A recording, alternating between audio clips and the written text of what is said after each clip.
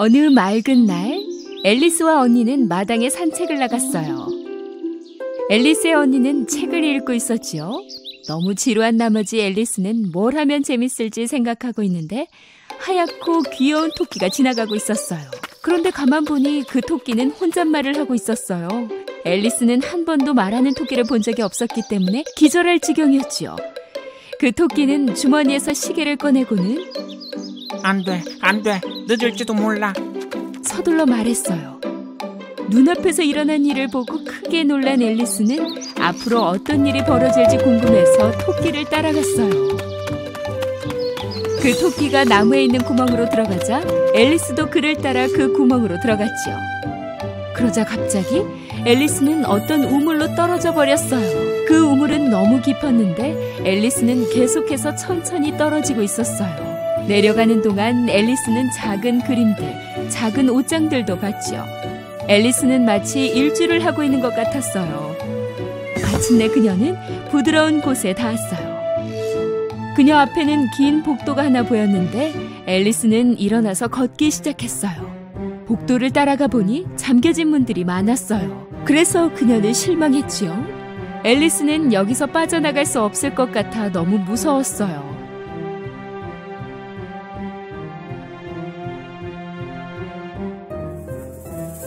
바로 그때 그녀는 다리 3개 달린 작은 테이블 위에 있는 자그마한 금으로 된 열쇠를 발견했어요.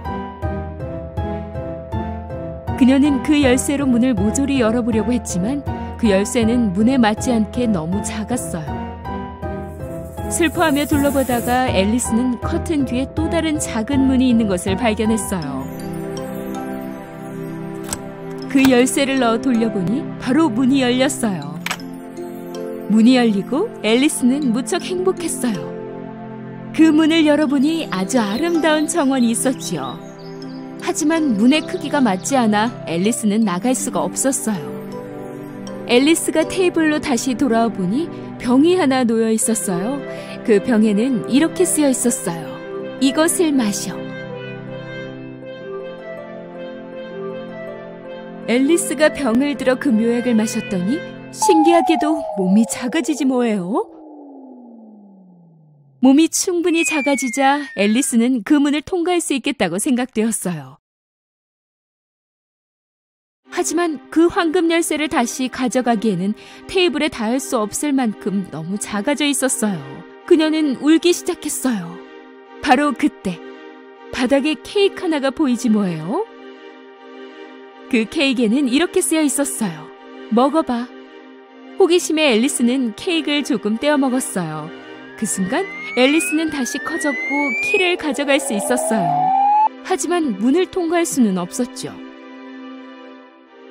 지쳐버린 앨리스는 희망을 버리고 다시 울기 시작했어요. 그녀의 눈에서 흐른 눈물이 복도 끝에서 커다란 웅덩이를 만들기 시작했죠.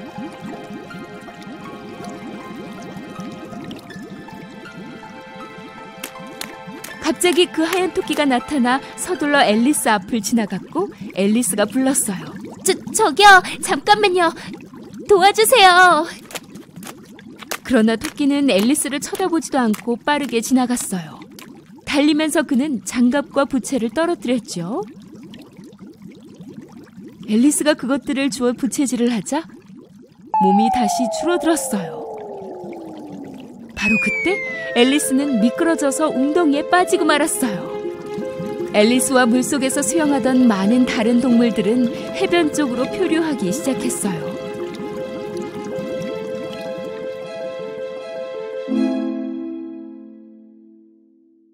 해변에 도착한 그들은 모두 젖어 있었어요. 그때 앨리스는 토끼를 다시 발견했죠. 이번에는 토끼가 앨리스를 하녀로 생각했고 집에서 장갑과 부채를 가져다 달라고 말했어요. 앨리스는 숲속 토끼의 집에 들어갔어요.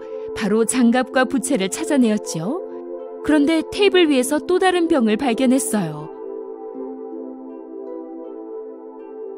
그녀는 그 병을 보고 다시 생각했어요. 이걸 마시면 다시 원래 크기로 돌아갈 수 있겠지? 그녀는 그 묘약을 모조리 마셔버렸어요. 그러나 집안에서 도저히 움직일 수 없을 만큼 앨리스는 커져버렸어요. 이제 어떡하지? 여기를 어떻게 나갈 수 있지? 그러는 사이 토끼는 앨리스를 계속해서 기다리고 있었어요. 앨리스가 무서웠던 동물들은 돌을 던져 창문을 깨기 시작했는데 앨리스 옆에 떨어진 돌들은 작은 케이크로 변하기 시작했어요.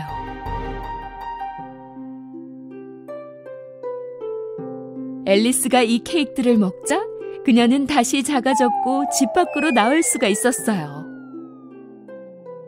하지만 이번엔 불행하게도 너무 작아져 버렸던 거예요. 불쌍한 앨리스는 너무 작아져서 숲속의 작은 덤불 속에서 길을 잃었어요. 그녀는 어떻게 원래 크기로 돌아갈 수 있을까 생각하기 시작했죠. 바로 그때 저 너머에 강아지 한 마리가 보였어요. 앨리스가 그 강아지를 쓰다듬으려고 부르자 그녀는 강아지 옆에 있는 자신이 얼마나 작은지 깨달았어요. 하마터면 앨리스는 강아지 발에 짓밟힐 뻔했지 뭐예요. 겁이 난 그녀는 달려가다가 버섯에 부딪혔어요. 그 버섯 위에는 파란색 애벌레 한 마리가 있었지요.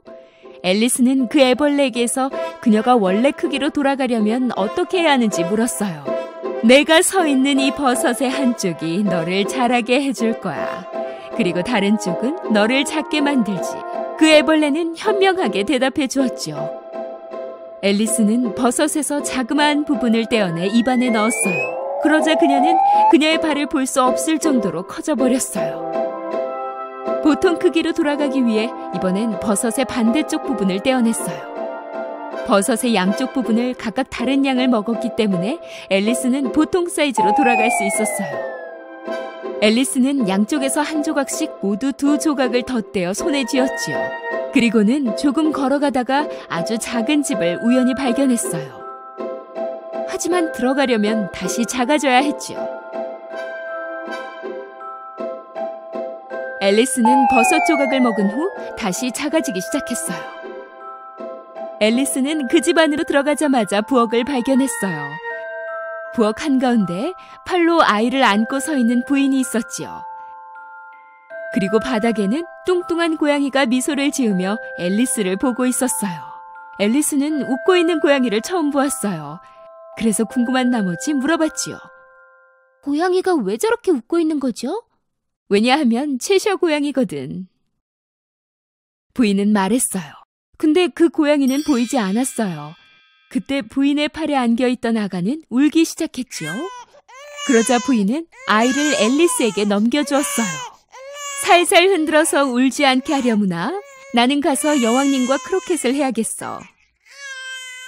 앨리스는 아이를 받아 안고 흔들기 시작했어요. 갑자기 채셔 고양이가 다시 나타나 웃으면서 앨리스에게 말했어요. 너는 매드해터 씨와 마치헤어 씨를 찾아야 돼. 그치만 조심하라고. 둘 다 조금 미쳤거든. 잠시 이야기를 나눈 후 채셔 고양이는 다시 사라졌어요. 앨리스는 화가 나서 고양이에게 소리쳤지요. 사라지는 거 그만하고 다시 나타나. 놀리지 말라고. 채셔 고양이는 다시 한번 웃으며 나타났어요. 알았어. 그럼 아주 천천히 사라질게. 고양이의 꼬리부터 천천히 사라지기 시작하더니 이젠 얼굴만 남았어요. 앨리스는 잠시 집을 나와 마치헤어 씨의 집을 찾았어요. 마치헤어 씨는 나무 아래에서 매드해터 씨와 차를 마시고 있었지요. 마치헤어 씨는 그의 귀 사이에 건초를 올려두고 있었어요. 앨리스는 왜 귀 사이에 건초를 올려두었는지 이해할 수 없었지요. 그리고 매드해터 씨는 모자를 쓰고 있었어요. 그들 사이에 있는 생쥐는 테이블 위에 머리를 기대어 잠을 자고 있었어요. 그리고 그들은 모두 생쥐가 베개인 것처럼 팔을 기대고 있었어요. 앨리스가 온 것을 본 그들은 자리가 없다고 말하며 앉으려는 앨리스를 말렸어요. 자리 많은걸요? 앨리스가 말하자 매드해터 씨가 물었어요. 왜 까마귀가 책상처럼 보이는지 알아? 그건 왜 그런 거예요? 나도 모르지. 앨리스는 매드해터와 마치헤어의 어리석고 무리한 농담 때문에 무척 지루했어요. 지금껏 겪은 일 중에 가장 어리석은 일 같다고 말하며 그녀는 가버렸어요. 앨리스는 나무에서 문을 발견했어요. 그 안으로 들어갔더니 황금 열쇠가 있었어요. 그 황금 열쇠로 문을 열었더니 다시 아름다운 정원이 있었어요. 그 정원으로 들어간 앨리스는 무척 놀랐어요. 하트 여왕의 정원사들이 하얀 장미를 모두 빨간색으로 칠하고 있었으니까요. 게다가 그들은 모두 카드 놀이를 하고 있는 것 같았어요. 그래서 앨리스가 물었어요. 저 궁금해서 그러는데 왜 하얀 장미들을 모조리 빨간색으로 칠하고 있는 거죠? 그랬더니 정원사가 대답했어요. 여왕님이 빨간색 장미를 원하시는데 자꾸 하얀색 장미가 피지 뭐니? 여왕님이 아시면 우리 머리를 잘라버릴 거야. 바로 그때 하트의 여왕이 정원에 나왔어요. 그녀의 군인들은 모두 카드 모양을 하고 있었죠. 하트의 여왕은 처음으로 본 이 낯선 소녀를 크로켓 게임을 하자며 초대했어요. 앨리스는 한 번도 이런 크로켓 경기장을 본 적이 없었어요. 고슴도치들이 공이 되었고 플라밍고들이 크로켓 망치가 되었지요. 게임을 하던 중 선수들은 고슴도치를 던지며 싸우기 시작했어요. 그 여왕은 이 상황에 무척 화가 났어요. 그래서 갑자기 발을 쿵쿵 구르며 소리를 질렀어요. 싸우는 모든 선수들의 머리를 잘라버려라! 하트의 여왕은 너무 화가 나서 크로켓 파티를 취소했어요. 그러더니 갑자기 큰 목소리가 들렸어요. 공판이 시작되었습니다. 모두들 법정으로 출발했어요. 공판은 여왕의 부엌에서 파일을 훔쳤다고 의심되는 잭 때문에 열린 것이었죠. 그 사건 현장에서는 잭을 잡을 수 없었기 때문에 그 여왕은 벌을 줄 수 없었죠. 재판을 받고 잭은 감옥에 갇혔어요. 그 하얀 토끼는 자신이 들고 있던 종이를 펼쳐 읽기 시작했어요. 아름다운 한 여름날 하트의 여왕은 맛있는 파이를 굽고 있었고 잭이 그것을 훔쳤습니다. 왕은 그의 자리에서 소리쳤어요. 첫 번째 목격자를 부르시오. 그 첫 번째 목격자는 바로 매드해터였어요. 매드해터가 왕 앞에 증언대석에서 이야기를 시작하자 갑자기 앨리스가 커져버렸지 뭐예요? 흰토끼는 앨리스가 증인석에 서야 할 차례라고 발표했어요. 자신의 이름이 불리우자 앨리스는 즉시 일어섰어요. 그녀가 얼마나 커져버렸는지도 잊고서요. 그녀의 드레스가 배심원석에 달라붙어 의자가 따라 올라갔고 함께 앉아있던 배심원들이 바닥으로 떨어져 버렸어요.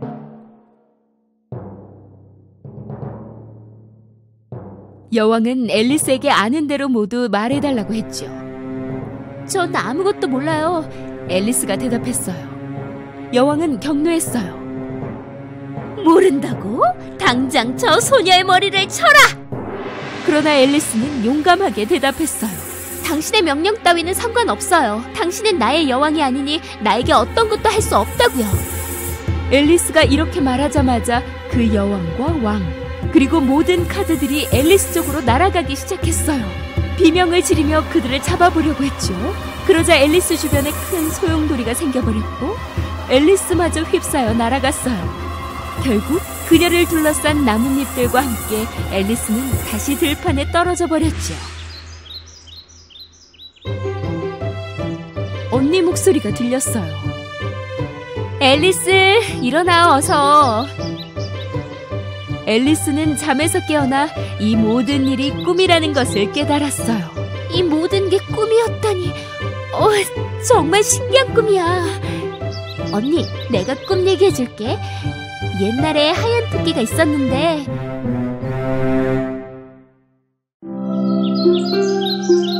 옛날 옛적에 한 부부가 살았어요.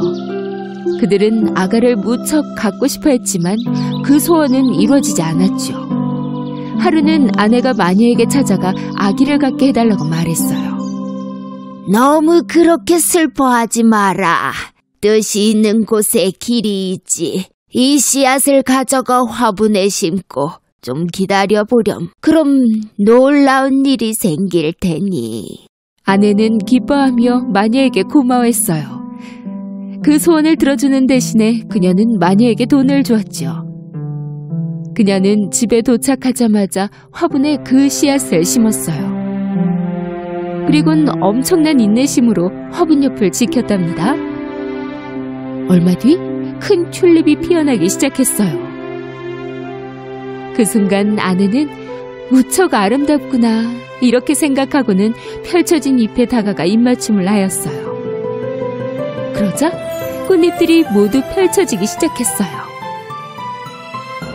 꽃 속에는 한 아이가 앉아있지 뭐예요? 무척 당혹스러웠지만 그녀는 아주 작은 그 소녀를 손 위에 올려놓았어요. 정말 작은 아이로구나. 너의 이름을 엄지공주로 해야겠다. 엄마는 호두 껍데기로 침대를 만들고 제비꽃잎으로는 매트리스, 장미꽃잎으로 담요를 만들어 주었어요. 엄지공주는 편안한 새 삶에 적응하기 시작했죠. 밤에는 그녀를 위해 만들어진 침대에서 잤고 낮에는 테이블 위에서 놀며 노래를 불렀지요. 어느 날 밤 엄지공주가 잠을 자고 있는데 어느 못생긴 개구리가 창문에서 나타났어요. 개구리는 소녀가 자고 있는 모습을 보았죠. 개굴, 세상에서 제일 작고 아름다운 소녀구나. 내 아들에게 좋은 친구가 될 수 있겠어.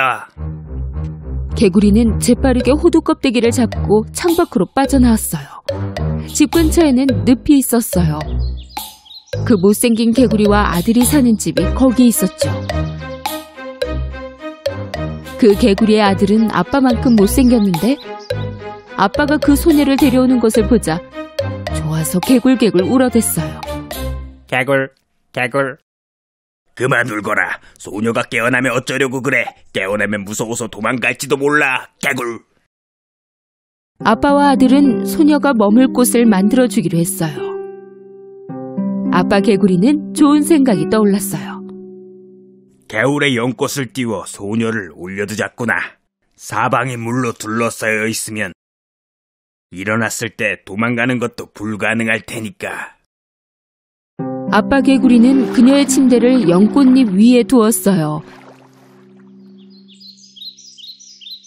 아침이 되자 따사로운 햇볕 때문에 엄지공주는 잠에서 깼어요. 집이 아닌 걸 눈치챈 그녀는 사방이 물로 둘러싸인 것을 보고 무서워 울기 시작했어요.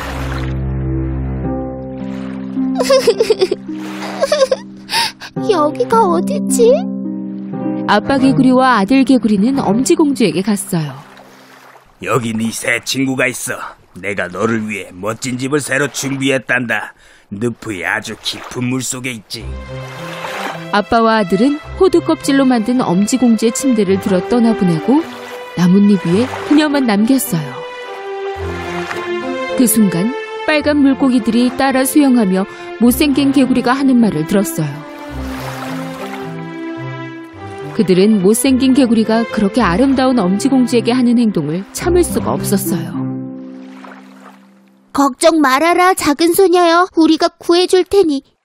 그들은 모두 함께 그녀가 앉아있는 연꽃잎의 줄기를 씹어서 끊어버렸어요. 이제 연꽃잎은 흘러가 물이 흐르는 바다 쪽으로 빠져나올 수 있었지요.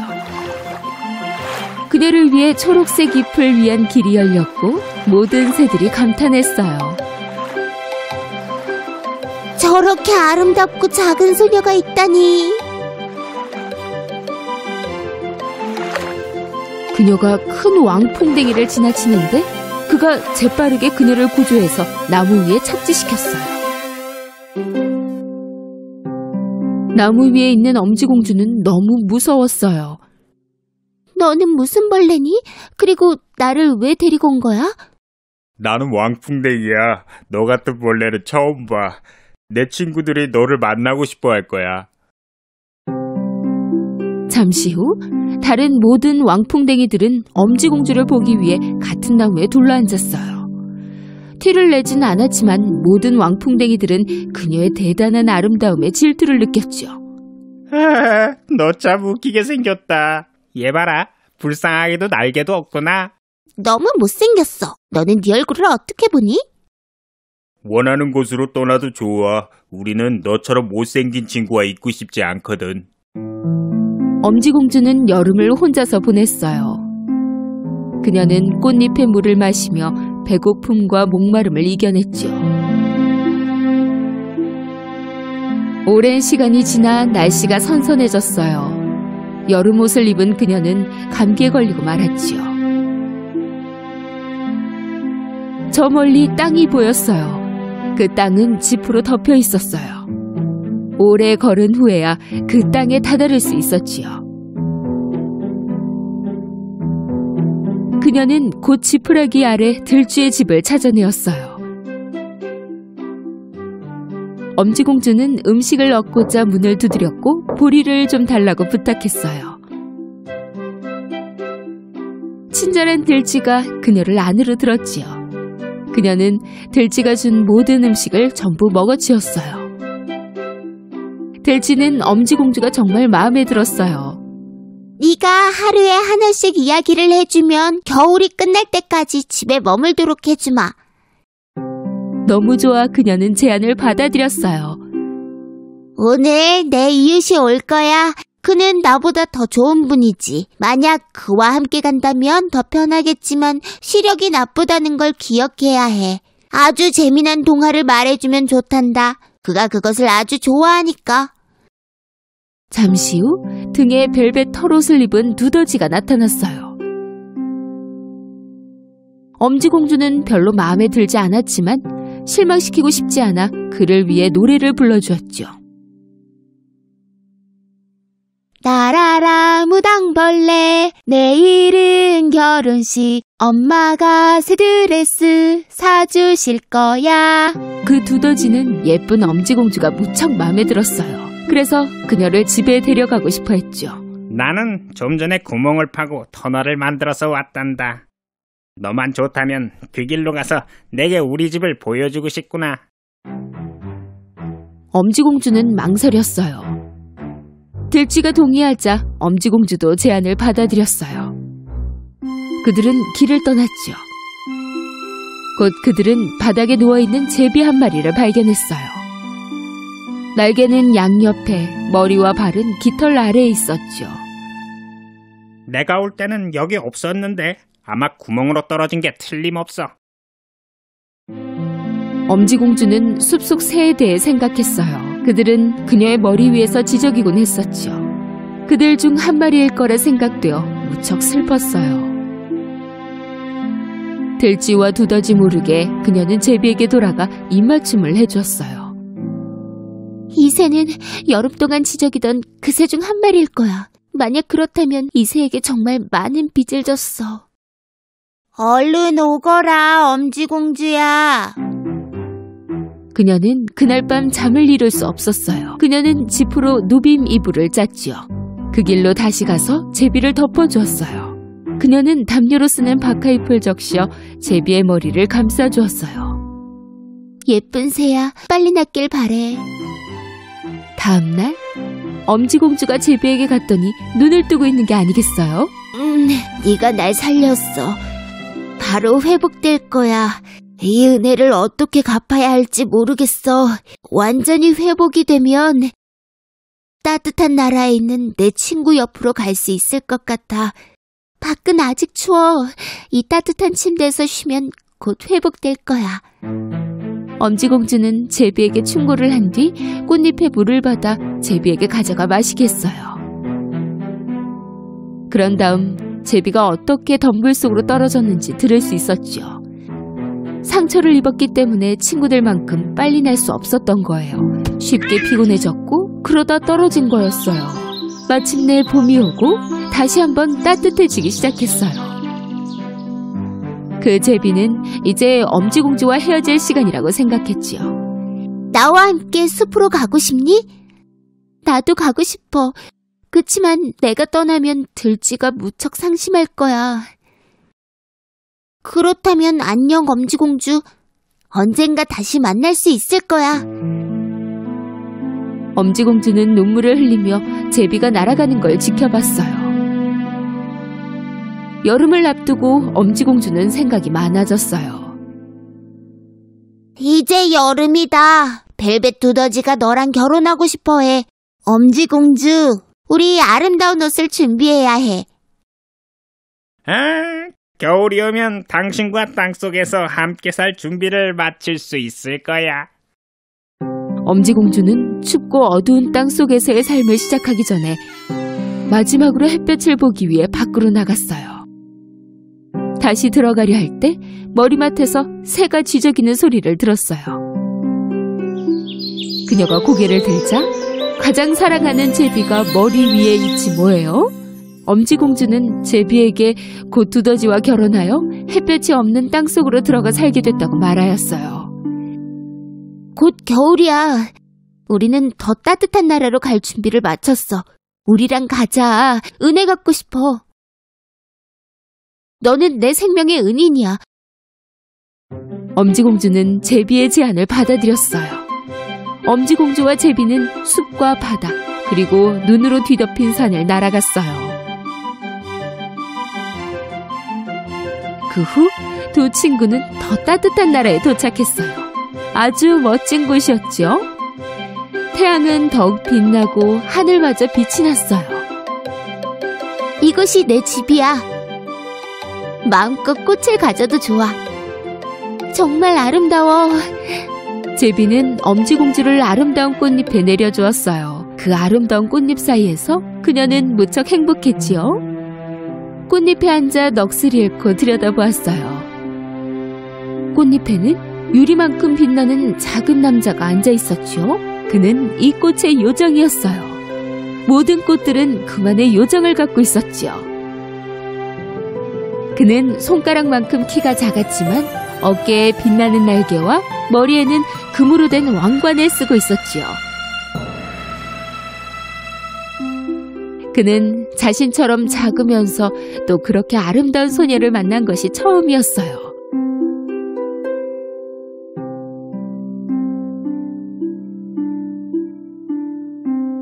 네 이름은 뭐니, 소녀야? 내 이름은 엄지공주야. 그 요정은 그의 왕관을 벗어 엄지공주의 머리에 씌워주었어요. 나와 결혼해준다면 너는 모든 꽃들의 왕비가 될 거야. 아주 행복하게 해줄게. 그렇게 어려운 시간을 헤쳐온 엄지공주는 이 아름다운 곳에서 너무 멋진 요정의 프로포즈를 받고 정말 행복했어요. 요정은 엄지공주의 손을 잡았어요. 그러자 엄지공주의 어깨에 두 날개가 생겼어요.